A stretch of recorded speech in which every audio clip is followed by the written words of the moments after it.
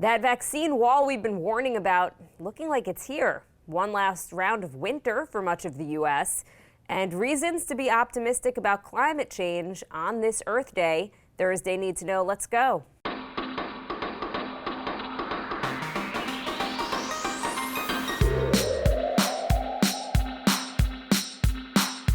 Good morning. This is Cheddar's Need to Know podcast for Thursday, April 22nd. I am Jill Wagner with Carlo Versano.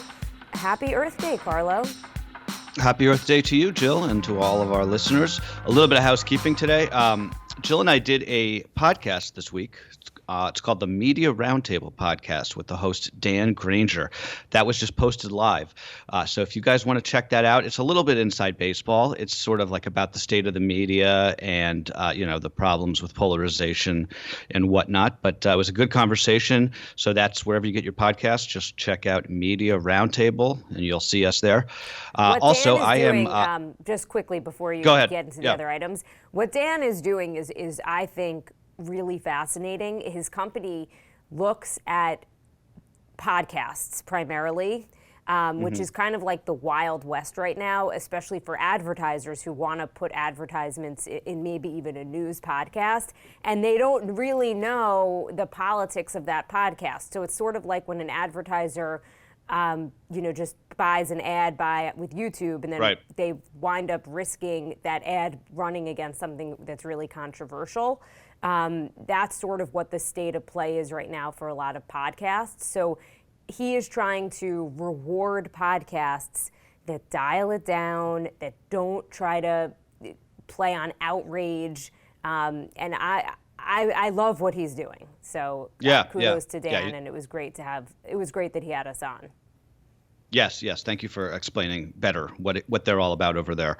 Also, I'm off tomorrow and I'm off Monday. I got to move tomorrow, and I'm taking off Monday proactively because I'm getting my second shot on Sunday, and I'm just assuming that I'm going to be a wreck. So Moshe is in tomorrow, friend of the pod, a man much smarter than I. So that's great news. Great news for you guys.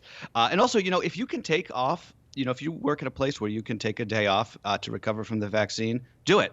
You're entitled to that, right? That's that's how we're going to get through this thing. So if you can take a day off, even if you can take a few hours off to recover, do it. Okay, on that note, Carlo, the U.S. vaccine drive appears to be losing momentum, unfortunately. For the third day in a row, fewer than 3 million doses were administered, even as all adults are now eligible. The 7-day moving average trending back toward 3 million after going as high as 3.4 million. There are now roughly 60 million unused doses in the national supply. Meanwhile, we've been talking about India. The vaccine rollout has been slowing, and they just unfortunately broke the record for the most new infections reported by any country in a single day. 312,731. And as we know, cases are probably a lot higher than that. Like the U.S., they're not able to test everybody who's sick. And just imagine the mutations that are probably coming out of that kind of number. It's really frightening. Look at Israel again. New COVID cases in Israel, they were doing about 10,000 a day a few months ago. 140 yesterday. 140 total. In the United Kingdom, 22 deaths yesterday. That can be us, folks. Doesn't that sound like a future that we all want? It sounds great to me. I want that. I want to be one of these people that are photographed at the bars in Tel Aviv, kissing and hugging and not wearing masks. We can get there. We have to make it trivially easy to get a shot to some of the folks in this country who are on the fence. That's the big thing. We're seeing walk-in clinics now in more places. I think we're starting to see them in New York. We're seeing some in Los Angeles, I've heard. That's a big deal. That's very important, I think. Also, I think getting this emergency use authorization for children is going to be big. I don't know why that hasn't happened yet, but hopefully that's coming soon. Kids are going to be a big part of getting us at least somewhat close to herd immunity. So that's the play. I think that if we can do those couple things, I think that we'll just brush herd immunity, plus with all the people who already have active infections. Frank Luntz, the Republican or conservative pollster, he held a focus group with people who don't want the vaccine.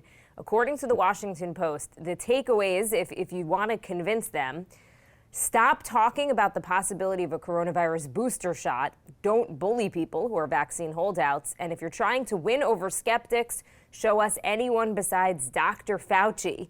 Notably, Carlo, these people trusted politicians more than scientists, which was fascinating. I think it speaks to how politicized Fauci has become. Yeah. But totally. Imagine if President Trump actually pushed this thing, like really advocated for it and didn't just give a wishy-washy, get your shot. Sure. Or if there was video of him getting it. Look, I saw this yesterday, and honestly, I hated this. It frames it like they're these undecided voters who are just like waiting for the right candidate to come along. This is not that, though. This is a vaccine. It's not politics. It's just, it's science. And I just also call BS on a lot of this. I think that, a lot of these people, I believe, even from people that we've heard of, they don't believe that this is really that serious. They don't have people in their lives who got seriously ill. They don't live in communities that got really big surges. So the thinking is, I think, I'm projecting here onto them because I'm not one of these people, but I think what a lot of people are thinking is like, why would I get a shot for a virus that hasn't changed my way of life, right? They keep saying like, get a shot so you can hug your grandkids. I've been hugging my grandkids. So I think that it's less about worries about like the safety of the vaccine and even politics. I think it's that. It's just sort of like it's not that serious. So why bother? And the answer to that, in my view, again, is to go hard on, whatever you want to call it, whether it's vaccine passports or something else. But this idea that we say to people, look, you don't want to get vaccinated, that's totally fine. Like, that's your choice. But respect our choice in not letting you fly on this plane or staying at this hotel or coming to work or coming to school. If we did that, I think that we would cut the hesitant group in half overnight. Well, what's troubling about that is that many of those people that Frank Lund spoke to said that they would get a fake vaccine card to say that they were vaccinated. So we know counterfeit cards are selling on eBay. It's just crazy. Yeah. By the way, on something completely different, I just want to make mention of this because it's something to watch today. This is coming from Sky News overnight. A missile launched from Syria has struck Israel's Negev desert region. That's right near one of the country's nuclear reactors. So there's air raid sirens going off. That's something to keep an eye on. I know that was a total hard turn there. Sorry, no, I'm glad you mentioned it. I saw that last night on Twitter, actually. A lot of people in Jerusalem saying that they felt a blast or they heard a blast and they didn't know what it was. So finally, we have a little bit more clarity about what went on. Okay, switching gears, the Justice Department launching a civil investigation into the Minneapolis Police Department, the first step in a process that often leads to court-mandated reforms. The announcement by Attorney General Merrick Garland came a day after Derek Chauvin sent to jail as he awaits sentencing for the murder of George Floyd. Chauvin has been separated from the general population at that Minnesota jail for his own safety. He's being held in solitary confinement for 23 hours a day, Carlo. He has 1 hour where he's allowed to work out. That's torture, for the record. Solitary confinement, nobody should go through that, not even him. We were talking yesterday, Jill, about the importance of the video in the Chauvin case. And I just want to read from the original press. This was going around on social media yesterday, so you may have seen it. The original press release that was sent out by the Minneapolis Police Department after this incident happened, but before the video came to light. So I'm just going to read from this from May 25th, 2020. On Monday evening, shortly after 8 p.m., officers responded to blah, blah, blah, blah, blah. Okay, 2 officers arrived and located the suspect, a male believed to be in his 40s, in his car. He was ordered to step from the car. After he got out, he physically resisted officers. Officers were able to get the suspect into handcuffs and noted he appeared to be suffering medical distress. They called for an ambulance. He was transported to Hennepin County Medical Center by ambulance, where he died a short time later. No officers were injured in the incident. So that just gives you a sense of, what the original storyline and what the original narrative, had it not been for that video, would have been in this case. And I think one of the lessons here in this is really for us in the media. And it oftentimes, we being the mainstream media, or really any media, we count on law enforcement to be the sources for a lot of crime stories.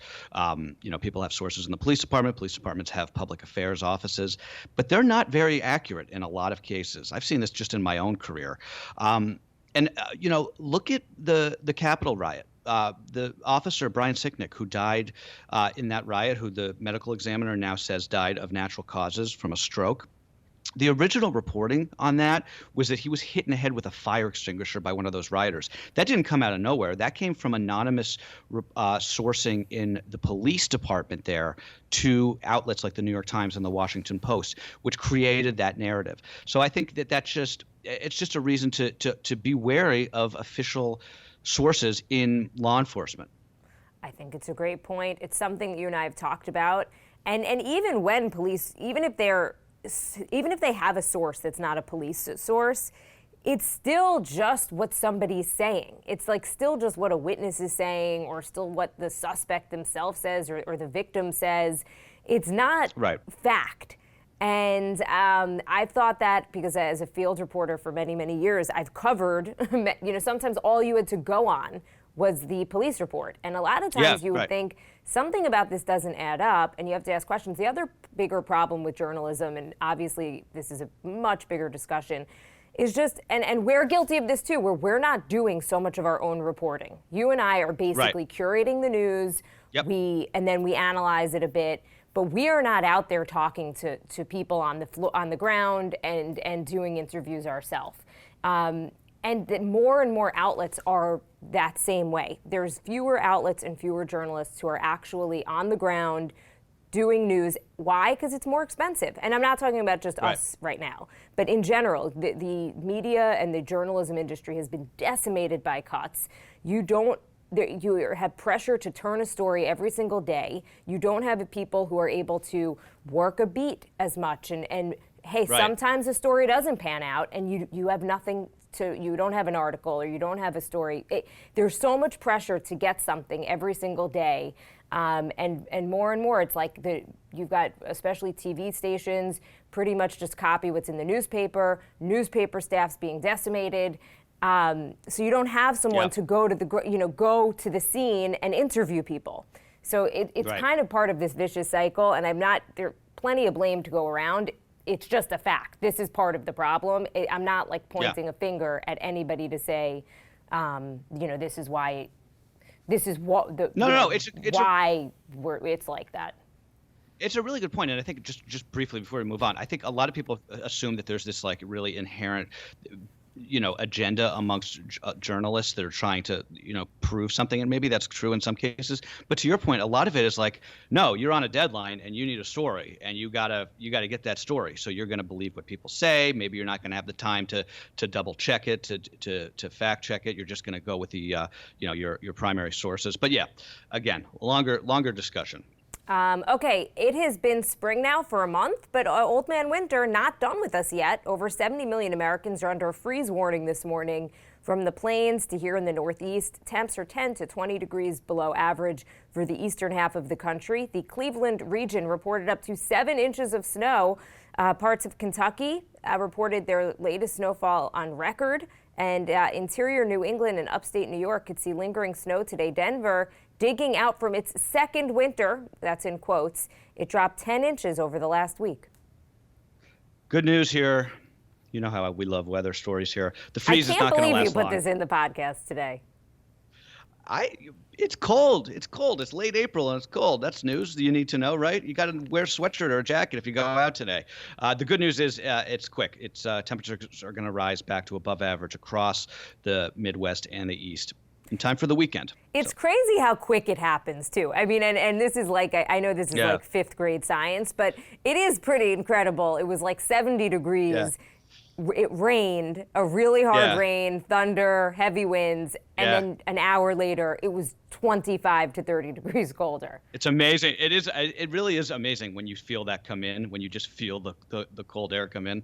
But yeah, you're right. That's a bit very fifth grade. Yeah, I mean, it's like, welcome to elementary school science, Jill. Thank you. Yes. On the issue of climate, though, and weather, I guess, President Biden hosting 40 world's leaders for a virtual summit on climate change today, which, of course, is Earth Day. The U.S. expected to unveil an updated decarbonization pledge, in addition to the usual cast of allies.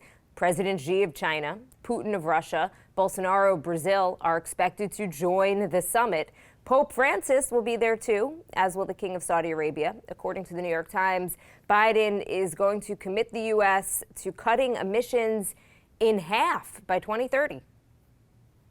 That would be very unlikely if we were able to do that. But it is good, I think, at least to see an administration taking climate seriously. That was one of the real, that was just so upsetting during the Trump years. I feel like this just became an issue that was just not taken seriously. But look, it is Earth Day, and I don't know about other people, but for the first time in what feels like a while to me, I do feel like there's real reasons to be optimistic just about the future of the planet. And I'm actually doing a piece on Cheddar for our Earth Day special later today. So this is just from that. But in my research, first of all, the pandemic really showed what can happen when humans stop emitting greenhouse gases at scale, right? We saw it with the skies turning blue in India for the first time in years. Vehicle emissions in New York City dropped by half in like the first week of lockdown. So you can see how it actually has effects. But there's other reasons to be hopeful too, and it all just has to do with the pace of technology, right? The price of renewable energy sources like solar, lithium-ion batteries, plummeting. They're now cheaper than fossil fuels in most parts of the world. That's huge. That's incredible. Nobody thought that was going to happen this soon. We're making promising progress on all sorts of new technologies, things like bendable concrete, where they infuse CO2 into the concrete and it actually makes it more resilient. Plus, it takes the CO2 out of the air. Lab-grown meat that doesn't emit methane because it doesn't slaughter cows. Geothermal power we've talked about. So I don't know if there's things to feel good about, but there's reasons to not be incredibly hopeless when it comes to the climate. And there's also a lot in Biden's infrastructure bill that I think is going to help too. Bolsonaro reportedly looking for the U.S. to pay him to stop burning down the Amazon. I have to tell you, I would. Fine. Like, what do you want to stop cutting down the Amazon rainforest? This has been going on since this has been going on for years. But this is it's cliche. It's like this is the Earth's lungs. And if it's going to take money, just name a price for real. Yeah, I'm totally with you. Totally with you. Now you're Bolsonaro, by the way. I think he's going to go down in history as one of the most damaging world leaders since World War II. The guy is just, first of all, just what's happening in the pandemic. They're basically just not. He is just saying, look, if we have to lose 4,000 or 5,000 people a day, that's all right. They're not doing anything there to try and mitigate this. It's unbelievable. Not even to mention what's happening in the Amazon. It drives me crazy. Something strange has been happening in the world of New York sports. The Yankees are downright horrible, and the Knicks are actually pretty good. The Yanks have lost 6 of their last 7 games and are stuck dead last in the AL East. Meanwhile, the Knicks are now the hottest team in the NBA, cruising on an 8-game winning streak. It's the team's longest streak since 2014. They're on pace to make the playoffs for the first time since 2013. Oh, baby. Yeah, the Knicks, we got a bona fide star. It's the wrong time to become a Nets fan, Carlo. Yeah, I was just going to say, we were talking about timing. Yeah, how about that? We got a bona fide star in Julius Randle. But also, to top it off for New York sports fans, the Mets are in first place in the NL East. So I'm not sure that's ever happened, that the Mets and the Knicks are both good and the Yankees are bad. It's pretty wild. But like you said, the Nets, one of the best teams in the NBA, but just nobody cares. It's amazing. Like, New York City is such a Knicks town. And if they make the playoffs, by the way, I'm going to be going absolutely nuts. So get ready for that. Oh, we'll look forward to it. Okay, the final list of guest hosts for Jeopardy's 37th season has been announced. LeVar Burton is going to finally get his turn at the lectern. Other rotating hosts include George Stephanopoulos and Robin Roberts of ABC News, David Faber of CNBC, and Joe Buck of Fox Sports. Each will get a 2-week run. The episodes will air mid-summer. Anderson Cooper's doing it now. Oh, has he been? He would be good. He's Anderson doing Cooper's it. Great. That's the current host. I thought it was Aaron Rodgers who was doing it because, or did he just do 1 week? No, he also had a turn, but he finished. I gotcha. Okay, gotcha. Well, anyway, he actually may be the dark horse because I saw that ratings were up 14% when Aaron Rodgers was doing it. But yeah, LeVar Burton, I think, is many people's choice for permanent host to take over from Trebek. So it's cool that he's finally getting a shot. I love Anderson Cooper though. The front runner, Cooper has said though that he doesn't want it. So a lot of especially the journalists who filled in, they're doing it to fill in, but they're not. They're saying they're not looking for that as the full-time gig. Aaron Rodgers wants it. My husband and I were having this debate yesterday. He's like, how could he do it possibly with a full-time football schedule? And I said, because that's the dirty little secret. Hosting these game shows is the best gig in TV because it's only, I think, like 40 days a year. You shoot 5 episodes in one day. Right. It's amazing. And you're off for a month. Yeah. Yeah. Totally. And Actually, didn't Aaron Rodgers leave? Didn't he retire from the? No. I don't know what. No, I think he's still playing. I'm not. I don't know. Because I don't know much about football. But I think anyone who can expand the audience for Jeopardy would be good. Right now, Ken Jennings, who was the, I think, most winningest contestant there, or whatever, he is sort of the front runner, and he was the first person who filled in after, after Trebek passed away. So he is still, but to me, he only really appeals to people who are already Jeopardy fans. Yeah. I don't know. Well, we'll see. Okay, and finally, we've been meaning to talk about this all week, and we keep running out of time, and we're almost out of time today. It's a big debate in fashion circles. What jeans style is going to be on trend for a post-pandemic world? The New York Times style desk says skinny is out and baggy is in. Vogue says bell bottoms are in. Who What Wear says it's bootcut or bust. Elle agrees, kind of, that crop jeans are back, but kick flares are a no. The companies that actually make the jeans, for their part, say they are seeing higher demand for relaxed, baggier fits. Well, if you've seen a teenager lately, it is pretty clear that baggy is in. I think we've mentioned this in the past. The teens out here, at least in Brooklyn, they look like we did back in the late '90s. Kim Jong-un, also big fan of the baggy pants, and the top-selling H&M jean, I looked this up, is the skater fit, which is one of those like super baggy fits. So yeah, look, hard pants are coming back, folks. So get ready to figure out what you're going to wear when you actually have to go back out into the world. I'm a hard pass on the bootcut comeback. Those, if you ever look at a picture of yourself from like the mid-aughts when those were in style, that was not a good look, I think. This goes back to the theory, though, that you just should never throw out clothes because inevitably they're going to be in style again. I've held on to jeans for years, but the reason is only because I just was convinced I'd one day fit back into them. It never happens. I just continuously gain weight. But I guess eventually maybe I will. And if so, they're so old that they're now cool. So just hang on to all your clothes. They'll come back. Well, one of the big trends in New York City right now is like vintage clothing, like wearing clothes from like old, stores and anything really. And I have all these old shirts that I've just been rocking, and I all of a sudden look really cool. Well, the New York Times, in their style section, they did another piece that grandpa style is back. I saw that. People are dressing like grandparents. Hey man, whatever works. 100%. Whatever, you do you. I think we haven't seen the end of skinny jeans yet. But that's just my prediction. It all depends. It all depends on your body, I think. Like if it's flattering, go with it. Okay, we're gonna leave it there. That is what you need to know for Thursday, April 22nd. All right, guys, have a great weekend, and I'll see you on Tuesday.